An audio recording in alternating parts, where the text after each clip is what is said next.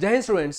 दिसंबर 2025 में भारत के संसद के विंटर सेशन में बहुत सारे अहम फैसले लिए गए और इन सारे फैसलों में सबसे बड़ा फैसला जिसने पूरे के पूरे भारत की नजरों को अपनी तरफ आकर्षित किया वो था शांति बिल। शांति बिल का फुल फॉर्म है sustainable harnessing and advancement of nuclear energy for transforming India bill. तो स्टूडेंट्स, इस बिल के तहत भारत सरकार ट्रांसफॉर्म करना चाहती है भारत के सिविल न्यूक्लियर सेक्टर को।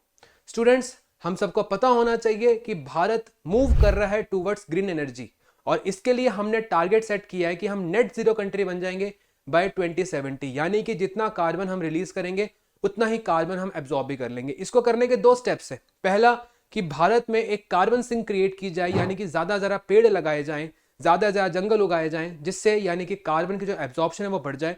और दूसरा, हम ऐसी एनर्जी की तरफ जाएं जो एनर्जी आपकी ग्रीन एनर्जी है और बहुत कम कार्बन फुटप्रिंट छोड़ती है। इस सारी की सारी एनर्जी में the cleanest form of energy is nuclear energy और सन 2047 तक भारत ने टारगेट सेट किया है कि हमारी 100 गीगावाट्स ऑफ एनर्जी जो है वो न्यूक्लियर एनर्जी होगी। इसके लिए गवर्नमेंट तो काम कर ही रही है। हमारे मल्टीपल एटॉमिक प्लांट्स हैं जो सिर्फ और सिर्फ सरकार रन करती है, लेकिन ये जो ट्रांसफॉर्मेटिव स्टेप आया है आपका शांति बिल के तहत, इसके तहत गवर्नमेंट प्राइवेट प्लेयर्स को भी लाना चाहती है इस सिविल न्यूक्लियर सेक्टर के अंदर।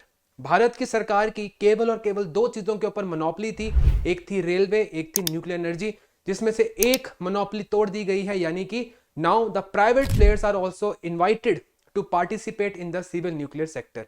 तो ये अच्छा स्टेप है या बुरा स्टेप है, ऑब्वियसली इसके ऊपर बहुत ज्यादा डिबेट होगी और इंडिया एक डेमोक्रेटिक कंट्री है और हर तरह के जो ओपिनियंस है उसको सामने वेलकम किया जाता है। तो डिबेट्स बहुत सारी हुई और सबसे बड़ा जो कंसर्न शो किया गया बाय ऑपोजिशन पार्टीज कि जब सिविल पार्टीज जब एक्चुअल में जब आपके प्राइवेट प्लेयर्स इस बिल का पार्ट बनेंगे, इस सेक्टर का हिस्सा बनेंगे, तो क्या वो उतने ही रिस्पॉन्सिबल हो पाएंगे जितना गवर्नमेंट रिस्पॉन्सिबल है।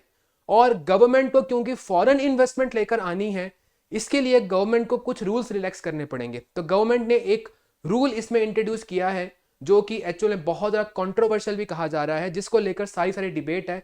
तो स्टूडेंट्स, यहाँ पे जो आपका प्राइवेट फर्म है उसकी लिमिटेड लाइबिलिटी सेट की गई है, यानी कि जो इस प्लांट से, जो न्यूक्लियर प्लांट से जो डैमेजेस होंगे, आपको पता है वो थाउजेंड्स एंड बिलियंस में चले जाते हैं, लेकिन गवर्नमेंट ने इन्वेस्टमेंट अट्रैक्ट करने के लिए ये कहा है कि जो भी डैमेजेस वगैरह होंगे किसी न्यूक्लियर डिजास्टर्स के, उसके ऊपर हम एक कैप लगा देंगे, यानी कि जितना मर्जी नुकसान हो एक कंपनी को जो उसमें पार्टिसिपेट कर रही है वो एक लिमिटेड अमाउंट ऑफ बर्डन ही झेलेगी, उसके बियॉन्ड जो बर्डन है वो गवर्नमेंट झेलेगी। लेकिन आपको पता है कि गवर्नमेंट अल्टीमेटली जो बर्डन झेलती है वो टैक्स पेयर का पैसा होता है। तो यानी कि गलती करेगा एक प्राइवेट प्लेयर और झेलेगा कौन? विक्टिम, जनता, जिसको नुकसान होगा वही इसको झेलेगी।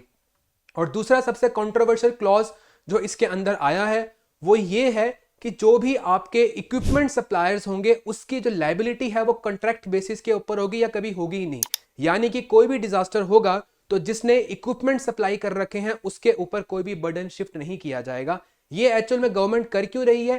क्योंकि गवर्नमेंट इन्वेस्टमेंट अट्रैक्ट करना चाहती है। लेकिन आपको एक बात समझनी पड़ेगी कि अगर इसके ऊपर स्ट्रिक्ट नजर नहीं रखी गई तो न्यूक्लियर डिजास्टर लाइक फुकुशिमा की अगर हम बात करें, अगर शर्नोबिल की बात करें, तो इसका नुकसान कितना ज्यादा हो सकता है, सिर्फ एक जनरेशन को नहीं, मल्टीपल जनरेशन को। तो इसमें एक स्ट्रिक्ट फ्रेमवर्क रखना पड़ेगा, प्राइवेट प्लेयर्स को रिस्पॉन्सिबल बनाना पड़ेगा। सिर्फ और सिर्फ इन्वेस्टमेंट अट्रैक्ट करने के लिए हम अपने गार्ड्स को डाउन नहीं कर सकते। तो आपका क्या विचार है इसके बारे में, जरूर बताएं आप।